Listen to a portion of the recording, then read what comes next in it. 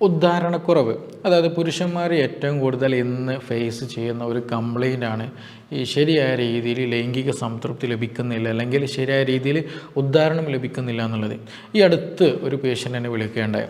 അപ്പോൾ അവർ വളരെയധികം ടെൻഷൻ അടിച്ചിട്ട് വളരെയധികം ബേജാറോട് കൂടിയിട്ട് എന്നോട് സംസാരിക്കുന്നു. ഡോക്ടറെ, ഞാൻ വിവാഹം കഴിഞ്ഞിട്ട് കുറച്ച് വർഷങ്ങളൊക്കെ ആയി, കുഞ്ഞുങ്ങളൊക്കെ ഉണ്ട്. ആദ്യത്തെ സമയങ്ങളിലൊക്കെ വിവാഹം കഴിഞ്ഞ സമയത്ത് എനിക്ക് സെക്സിനോട് വലിയ താല്പര്യമായിരുന്നു. പക്ഷേ ഇപ്പോൾ എന്താ പറയുക, ബിസിനസ്സും കാര്യങ്ങളൊക്കെ ആയി, കച്ചവടം കാര്യങ്ങളൊക്കെ ആയിട്ട് ഫുള്ള് അതിൻ്റെ തിരക്കിലൊക്കെയാണ്. അപ്പോൾ പലപ്പോഴും എനിക്കിതിൽ വൈവാഹിക അല്ലെങ്കിൽ ദാമ്പത്യ ഭാര്യയുമായിട്ട് ബന്ധപ്പെടുന്ന കാര്യത്തിൽ അത്രയും ശ്രദ്ധിക്കാനൊന്നും പറ്റുന്നില്ല. പക്ഷേ ഈ അടുത്ത കാലത്തായിട്ട് ഈ നോക്കുന്ന സമയത്ത് ശരിയായ രീതിയിൽ ഉദ്ധാരണം കിട്ടുന്നില്ല. അപ്പോൾ പക്ഷേ പലപ്പോഴും എന്ത് ചെയ്യുന്നുണ്ട്, ഭാര്യ കരുതുന്നത് നിങ്ങൾ ആദ്യത്തൊക്കെ നിങ്ങൾ വലിയ താല്പര്യമൊക്കെ ഉണ്ടായിരുന്നല്ലോ, ഇപ്പോൾ അതൊന്നും ഇല്ല, ഇപ്പോൾ നമ്മളൊന്നും പറ്റുന്നില്ല, നിങ്ങൾ വേറെയൊക്കെ ബന്ധങ്ങളൊക്കെ ഉണ്ടായിരിക്കും, വേറെ ആരുടെയും പോകുന്നുണ്ടായിരിക്കും എന്നുള്ള തരത്തിൽ എന്ത് ചെയ്യുന്നുണ്ട്, ഈ ഭർത്താവിനെ, പാർട്ട്ണറെ വലിയ രീതിയിൽ കുറ്റപ്പെടുത്തുന്നുണ്ട്. അപ്പോൾ അദ്ദേഹം വളരെ ടെൻഷനോടും വളരെയധികം വിഷമത്തോടും കൂടിയിട്ട് എന്നോട് സംസാരിക്കുന്നത്. അപ്പോൾ ഡോക്ടർ, ഇതിന് എന്തെങ്കിലും വഴിയുണ്ടോ, വീട്ടിൽ പോകാനും പോലും തോന്നുന്നില്ല, ഭാര്യ ഇങ്ങനെയൊക്കെയാണ് പറയുന്നത്, എനിക്ക് അങ്ങനത്തെ ബന്ധങ്ങളോ കാര്യങ്ങളോ ഒന്നുമില്ല, അപ്പോൾ മാനസികമായിട്ടും വളരെയധികം ഡൗൺ ആണ്, എന്തെങ്കിലും മാർഗ്ഗങ്ങളുണ്ടോ എന്നുള്ള രീതിയിൽ ഒരു ഫോൺ കോള് കഴിഞ്ഞ ദിവസം വന്നിട്ടുണ്ടായിരുന്നു. അതേസമയം തന്നെ വേറെ ഈ അടുത്ത്, അതായത് വിവാഹം കഴിയാത്തൊരു ചെറുപ്പക്കാരനാണ്, അതായത് ഏകദേശം ഒരു 23 വയസ്സൊക്കെ ഉണ്ടാവുകയുള്ളൂ. അപ്പോൾ അവർ വിളിച്ചിട്ട് പറയുന്നതും ഈ പറഞ്ഞതുപോലെ തന്നെ എനിക്ക് ഉദ്ധാരണം കിട്ടുന്നില്ല, പ്രശ്നങ്ങളാണ്, ബുദ്ധിമുട്ടുണ്ട്, എന്തെങ്കിലും സൊല്യൂഷൻ ഉണ്ടോ എന്നുള്ളതാണ്. അപ്പോൾ അവർ വിവാഹം കഴിഞ്ഞിട്ടില്ല, പക്ഷേ മറ്റാരുമായിട്ട് ബന്ധപ്പെടാൻ പോകുന്ന സമയത്ത് ഈ ഒരു ബുദ്ധിമുട്ടുണ്ട്, പറ്റുന്നില്ല എന്നുള്ള പ്രയാസത്തിലാണ് അവർ വിളിക്കുന്നത്. ഈ 2 കേസ് എടുത്ത് നോക്കുകയാണെന്നുണ്ടെങ്കിലും ഇതിൽ വലിയ ഒരു ശതമാനം ആളുകളുടെയും പ്രയാസങ്ങളാണ് ആക്ച്വലി 2 കേസിലും പറയുന്നത്. കേസ് ഒന്ന് തന്നെയാണ്, പക്ഷേ 2 തരത്തിൽ, രണ്ട് പ്രശ്ന രൂപത്തിലാണ് അവതരിപ്പിച്ചിട്ടുള്ളത്. ഒരാൾക്ക് വിവാഹം കഴിഞ്ഞതിന് ശേഷം എന്ത് ചെയ്യാൻ പറ്റുന്നില്ല, ആദ്യമൊക്കെ താല്പര്യമുണ്ടായിരുന്നു, പിന്നെ പറ്റുന്നില്ല. രണ്ടാമത്തെ ആൾക്ക് വിവാഹം കഴിഞ്ഞിട്ടില്ല, പക്ഷേ എന്തായാലും അതിന് ട്രൈ ചെയ്തപ്പോൾ ഇന്നത്തെ ചുറ്റുപാടുകൾ അങ്ങനെയാണല്ലോ, അതിന് പോയ സമയത്ത് സാധിക്കുന്നില്ല എന്ന് തന്നെയാണ്. അപ്പോൾ ഈ ഉദ്ധാരണം എന്തുകൊണ്ട് കുറയുന്നു, അതിനെന്തൊക്കെ കാരണമുണ്ട്, എങ്ങനെ നമുക്കത് പ്രോപ്പറായിട്ട് കൊണ്ടുവരാൻ പറ്റും എന്നതിനെ കുറിച്ചിട്ടാണ് ഇന്നിവിടെ നമ്മൾ ഡിസ്കസ് ചെയ്യാൻ പോകുന്നത്. എൻ്റെ പേര് doctor Siraj, medical officer, QNB health care, Koduvally.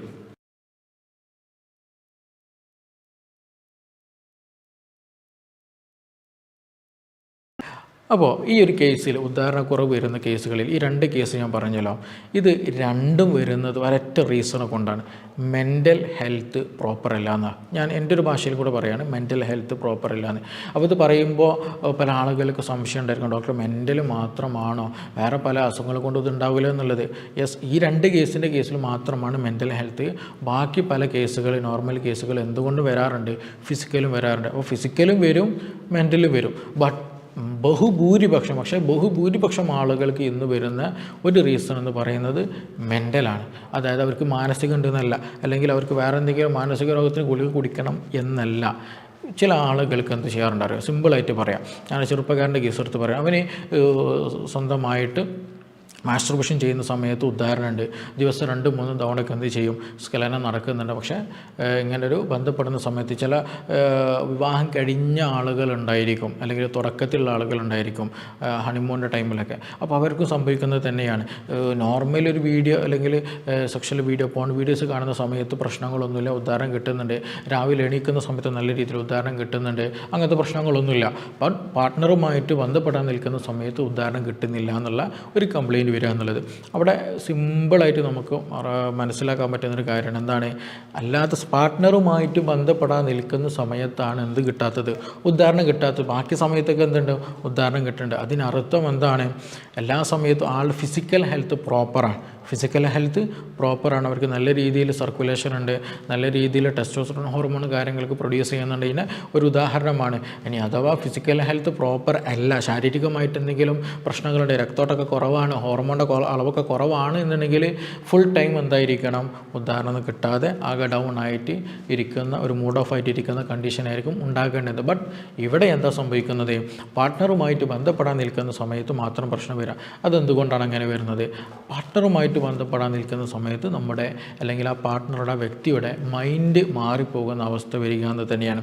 അപ്പോൾ അത് ഈ പറയുമ്പോൾ ചിലപ്പോൾ കൺഫ്യൂഷൻ വരും. എനിക്ക് ഡോക്ടറെ മാനസിക പ്രശ്നങ്ങളൊന്നും ഇല്ലല്ലോ, അല്ലെങ്കിൽ വേറെ ബുദ്ധിമുട്ടൊന്നും ഇല്ലല്ലോ, അതിനൊന്നും ആവശ്യം ഇല്ല. അപ്പോൾ അത് സിമ്പിളായിട്ട് പറയുകയാണെങ്കിൽ നമ്മൾ ചിലപ്പം ബന്ധപ്പെടുന്ന സമയത്ത് എന്തുണ്ടായിരിക്കും, മുമ്പെപ്പോഴോ ഒരു ഫെയിലിംഗ് വന്നിട്ടുണ്ട്, ഒരു സാറ്റിസ്ഫാക്ഷൻ വന്നിട്ടുണ്ടായില്ല, ഒരു കംപ്ലീറ്റ് ഒരു സാറ്റിസ്ഫാക്ഷനിലേക്ക് എത്തിയിട്ടുണ്ടായിരിക്കില്ല.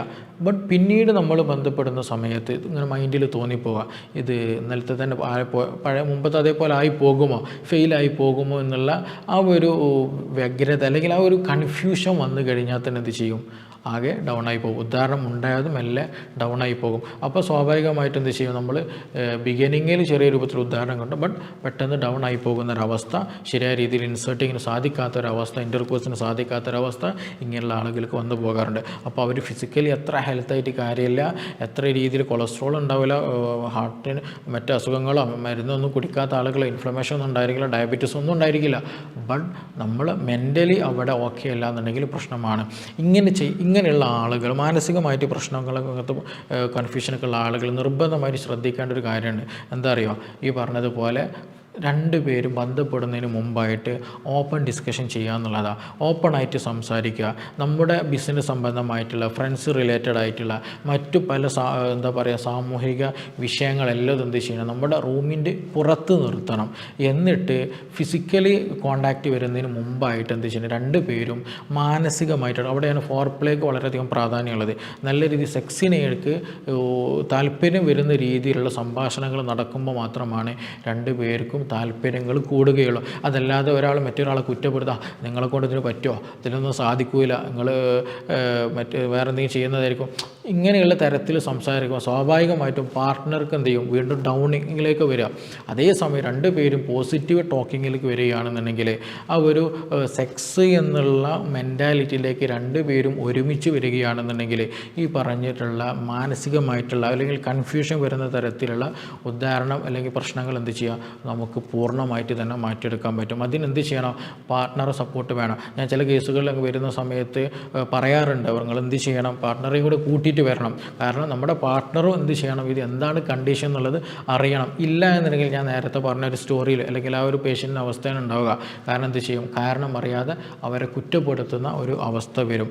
അപ്പോൾ അതൊരിക്കലും പാടില്ലാത്തത്. രണ്ടുപേരും അറിഞ്ഞ് പരസ്പരം വിഷയങ്ങളൊക്കെ സംസാരിച്ച് ഇതിലേക്ക് മുന്നോട്ട് വരികയാണെന്നുണ്ടെങ്കിൽ കോൺഫിഡൻസോട് കൂടിയിട്ട് വരും. കോൺഫിഡൻസ് നഷ്ടപ്പെട്ട ഒരു ഭർത്താവ് അല്ലെങ്കിൽ ഒരു പുരുഷനാണെന്നുണ്ടെങ്കിൽ എന്താ സംഭവിക്കുക, ഉദാഹരണം ശരിക്കും കിട്ടൂല, ശരിയായ രീതിയിൽ ബന്ധപ്പെടാനും പറ്റൂല എന്നുള്ളതാണ്. ഇതൊരു 90% വരുന്ന കേസുകളുടെ ഒരു പ്രധാന റീസണാണ്. അപ്പോൾ അത് നിർബന്ധമായിട്ട് നമ്മൾ ശ്രദ്ധിക്കുക എന്നുള്ളതാണ്. അപ്പോൾ അവരുടെ അടയാളങ്ങളൊന്നുമില്ല. എന്താണ്, ഒരു വീഡിയോ കാണുന്ന സമയത്ത്, പോൺ വീഡിയോസ് കാണുന്ന സമയത്തോ അതുപോലെ മാസ്റ്റർബേഷൻ ചെയ്യുന്ന സമയത്ത്, രാവിലെ എണീക്കുന്ന സമയത്ത് നല്ല ഉദാഹരണം സ്ട്രോങ് ആണ്, വേറെ പ്രശ്നങ്ങളൊന്നുമില്ല. ബട്ട് പാർട്ട്ണറുമായിട്ട് ബന്ധപ്പെടാൻ നിൽക്കുന്ന സമയത്ത് കിട്ടുന്നില്ല, ഉദാഹരണം ശരിയായി കിട്ടുന്നില്ല. ഇതിനർത്ഥം എന്താണ്, ഉള്ളിൽ ബേജാറ് വരുന്നുണ്ട്, ടെൻഷൻ വരുന്നുണ്ട്, മനസ്സ് വേറെ എവിടെ ആയി പോകുന്നത്, മനസ്സൊരു ഭാഗത്തും ശരീരം എവിടെയാണ്. അപ്പോൾ അങ്ങനെയൊക്കെ ആവുന്ന സമയത്താണ് ഈ ബുദ്ധിമുട്ടുണ്ടാവുക. അപ്പോൾ ഫോർ പ്ലേയിൽ നല്ല രീതിയിൽ രണ്ടുപേരും എൻഗേജ്ഡ് ആവുക, ആ പ്രശ്നം നമുക്ക് സിമ്പിളായിട്ട് തന്നെ മാറ്റിയെടുക്കാൻ പറ്റും. പക്ഷേ അതിന് സപ്പോർട്ടീവായി ചില ആളുകൾക്ക് എന്ത് വേണ്ടി വരും, മെഡിസിൻ വേണ്ടി വരും. താൽക്കാലികമാണത്.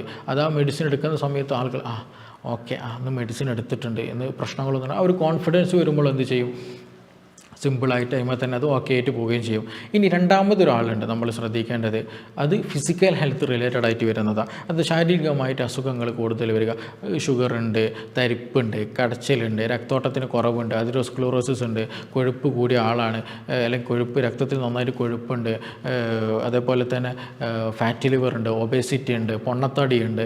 ഇങ്ങനെയുള്ള ശാരീരിക അസ്വസ്ഥതകൾ, രോഗങ്ങളുള്ള ആളുകൾക്ക് എന്ത് ചെയ്യും, ഈ പറഞ്ഞതുപോലെയുള്ള ശാരീരികമായിട്ടുള്ള പ്രയാസങ്ങൾ ഉള്ളത് കൊണ്ട് അതുമൂലം ഉദാഹരണം കുറയുന്ന ചില ആളുകളുണ്ട്. അവരെന്ത് ചെയ്യണം, എന്താണോ അതിന് റീസൺ ഉള്ളത് നിർബന്ധമായിട്ടും ട്രീറ്റ്മെൻറ്റ് എടുക്കാമെന്നുള്ളത്. ചില ആളുകൾക്ക് ഡയബറ്റീസും കൂടിയത് കൊണ്ട് ഉള്ളതാണ് കൂടുതലും ബുദ്ധിമുട്ടുള്ളത്.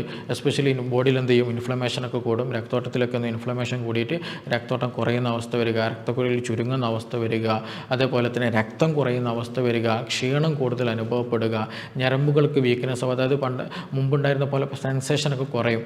അപ്പോൾ നമുക്ക് പെട്ടെന്ന് എന്ത് ചെയ്യില്ല, ഫീലിങ്സ് ഫീലിങ്സുകളൊന്നും പെട്ടെന്ന് നമുക്ക് അനുഭവപ്പെടില്ല. അപ്പോൾ അങ്ങനെയൊക്കെ വന്നു കഴിഞ്ഞാൽ ഫീലിങ്സ് നമുക്ക് പെട്ടെന്ന് അങ്ങനെ ബോഡിക്ക് പണ്ടത്തെ പോലെ സെൻസേഷനൊക്കെ നഷ്ടപ്പെട്ട് കഴിഞ്ഞാൽ പ്രയാസമാണ്. ചില ആളുകൾക്കില്ല ഷുഗറൊക്കെ വന്നു കഴിഞ്ഞാൽ ചെരുപ്പുള്ളതുപോലെ അറിയില്ല, ചെരുപ്പിടാൻ പ്രയാസം, നടക്കാൻ പറ്റുന്നില്ല എന്നതുപോലെ എന്ത് ചെയ്യും, തരിപ്പും കടച്ചിലൊക്കെ എവിടെയും വരും. നമ്മുടെ പുരുഷലിംഗത്തിലൊക്കെ കൂടുതലും വരാനുള്ള സാധ്യതയുണ്ട്. അതേപോലെ തന്നെ എന്താ ചെയ്യുക, നമ്മുടെ മെറ്റബോളിസം കംപ്ലീറ്റ് ഇംബാലൻസ്ഡ് ആകുമ്പോൾ ടെസ്റ്റോസ്റ്ററോൺ ഹോർമോൺ കുറയാനുള്ള സാധ്യത വളരെ വളരെ കൂടുതലാണ്. അപ്പോൾ അങ്ങനെ പ്രയാസങ്ങളൊക്കെ ഉള്ള ആളുകൾ എന്ത് ചെയ്യണം, ഒന്ന് അവരുടെ നറിഷ്മെൻറ്റ് ബോഡിയിൽ നല്ലോണം കിട്ടും, നല്ല സ്ട്രെങ്ത്ത് കിട്ടാനുള്ള സപ്ലിമെൻറ്റുകൾ, ട്രീറ്റ്മെൻറ്റുകളും എക്സസൈസുകളും ഫുഡും കാര്യങ്ങളൊക്കെ നമ്മൾ കഴിക്കുക എന്നുള്ളതാണ്. അതുപോലെ രക്തോട്ടത്തിന് കുറവുണ്ടെങ്കിൽ അത് പ്രോപ്പറാക്കാൻ ഹെൽപ്പ് ചെയ്യുന്ന ഭക്ഷണങ്ങളും എക്സസൈസുകളും കാര്യങ്ങളൊക്കെ പ്രോപ്പറായിട്ട് ചെയ്യുക എന്നുള്ളതാണ്. അപ്പോൾ അതൊക്കെ ചെയ്യുന്ന സമയത്ത് നമ്മുടെ ഒരു സ്ട്രെങ്ത്തും ടെസ്റ്റോസ്റ്ററോൺ ഹോർമോൺ കൂടും, രക്തോട്ടം കൂടും, നമുക്കിടെ താല്പര്യമൊക്കെ കൂടി വരും, ഉദാഹരണം പ്രോപ്പറായിട്ട് കിട്ടുന്നത് തന്നെയാണ്. ഇപ്പോൾ ചില സ്റ്റഡീസ് ഉണ്ട്, ഈ ഒരു ഉദാഹരണക്കുറവുള്ള ആളുകൾക്ക് എന്തിനുള്ള സാധ്യതയുണ്ട്, ഹാർട്ട് അറ്റാക്ക് വരാനുള്ള സാധ്യത വളരെ കൂടുതലാണ്. അത് വളരെ ലിങ്ക്ഡ് ആയിട്ട് അല്ലെങ്കിൽ അത്രയും കണക്റ്റഡ് ആയിട്ട് വരുന്ന സംഗതിയാണ്. അത് എന്തുകൊണ്ടാണെന്ന് ചോദിക്കുകയാണെന്നുണ്ടെങ്കിൽ ഒന്നുമില്ല, സിമ്പിളാണ്. ഈ ഇൻഫ്ലമേഷൻ, അതായത് രക്തക്കുഴലുകളിൽ ഇൻഫ്ലമേഷൻ വരുന്ന സമയത്താണ് അറ്റാക്കും വരുന്നത്. അതേസമയം ചില ആളുകൾക്ക് എന്തിനുള്ള സാധ്യത ഉള്ളത്, ഉദാഹരണം കുറയാനുള്ള സാധ്യതയും കൂടുതൽ. കാരണം ഈ രക്തക്കുഴലുകൾ, നമ്മുടെ ലിംഗത്തിൽ ഉണ്ടാകുന്ന രക്തക്കുഴലുകളുണ്ട്, രക്തം വരുന്ന ഭാഗങ്ങൾ, അവിടെ ഇൻഫ്ലമേഷൻ വന്നു കഴിഞ്ഞാൽ ശരിയായ രീതിയിൽ പ്രോപ്പറായിട്ട് എന്ത് ചെയ്യില്ല, രക്തം ഫില്ലാകില്ല. രക്തം ഫില്ലാകുന്ന സമയത്താണ് അത് ഉദ്ധരിക്കുന്നത്, പുരുഷൻ്റെ ലിംഗം ഉദ്ധരിക്കുന്നത്.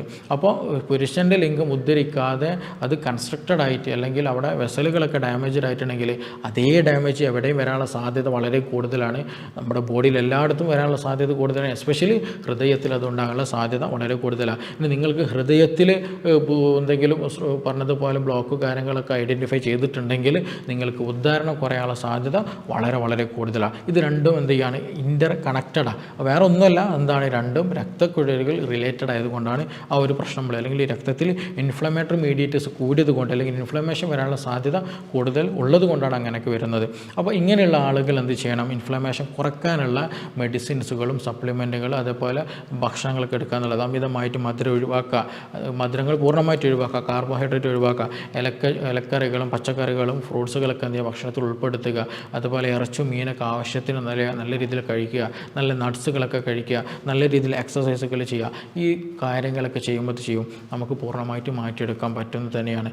എങ്കിൽ പോലും ചില ആളുകൾക്കും പല രീതിയിലുള്ള സംശയങ്ങളും ഇതുമായി ബന്ധപ്പെട്ട് ഈ ഇറക്ടൈൽ ഡിസ്ഫങ്ഷനുമായി ബന്ധപ്പെട്ട് ഉണ്ടാകാറുണ്ട്. പൊതുവേ ഉണ്ടാകുന്ന ഒരു ഏരിയയാണ്, പലർക്കും പറയാൻ മടിയുള്ള പ്രയാസമാണ്. പക്ഷേ ഒരുപാട് സാമൂഹിക ഉത്തരവാദിത്വവും സാമൂഹികമായിട്ട് പ്രശ്നങ്ങൾ അല്ലെങ്കിൽ കുടുംബ പ്രശ്നങ്ങൾ ഇന്ന് പലതും നടക്കുന്നത് ഈ അവിഹിതം, അതേപോലെ ഒരുപാട് മരണങ്ങൾ, കൊലപാതകങ്ങൾ നടക്കുന്നതും ഈ പറഞ്ഞ അവിഹിതത്തിലൂടെയാണ്. അതിൻ്റെ ഒരു ബേസിക് റീസൺ എന്ന് പറയുന്നത് എന്താണ്, തൻ്റെ പാർട്ട്ണറെ നമുക്ക് തൃപ്തിപ്പെടാത്താൻ പറ്റുന്നില്ല. അത് ചിലപ്പം സ്ത്രീയാകാം അല്ലെങ്കിൽ പുരുഷനായിരിക്കാം. അപ്പോൾ അങ്ങനെ വരുന്ന സമയത്താണ് പലപ്പോഴും മറ്റു പല ബന്ധങ്ങളിലേക്ക് പോകുന്നത്, മറ്റു പല ചതിക്കുഴലുകൾ വന്നു പോകുന്നതൊക്കെ. അപ്പോൾ നമ്മൾക്ക് അങ്ങനെ എന്തെങ്കിലും പ്രയാസങ്ങളുണ്ട്, നമ്മുടെ കുടുംബത്തിൽ അങ്ങനെ ബുദ്ധിമുട്ടുണ്ടെങ്കിൽ അതിന് പ്രോപ്പറായിട്ട് എന്ത് ചെയ്യുക, ട്രീറ്റ്മെൻറ്റ് എടുക്കുക. രണ്ടുപേരും പരസ്പരം മനസ്സിലാക്കിയിട്ട് രണ്ടുപേരും പരസ്പരം സപ്പോർട്ട് ചെയ്തിട്ട് പോവുകയാണെങ്കിൽ ഒരു പ്രയാസവും ഇല്ലാതെ തന്നെ എന്ത് ചെയ്യാൻ പറ്റും, അത് പൂർണ്ണമായിട്ട് നോർമലി എല്ലാവരും ഹാപ്പി ആയിട്ട് പോകുന്ന പോലെ നമുക്ക് കൊണ്ടുപോകാൻ പറ്റുന്നതാണ്. അപ്പോൾ ഇതുമായി ബന്ധപ്പെട്ട എന്തെങ്കിലും സംശയങ്ങളൊക്കെ ഉണ്ട്, എന്തെങ്കിലും കൂടുതലൊക്കെ അറിയാനൊക്കെ താല്പര്യമുള്ള ആളുകൾക്ക് എന്ത് ചെയ്യാം, താഴെ തന്നുള്ള നമ്പറിൽ ബന്ധപ്പെടാവുന്നതാണ്. നമുക്കിനി മറ്റൊരു വിഷയവുമായി ബന്ധപ്പെട്ടിട്ട് വീണ്ടും കാണാം. Thank you.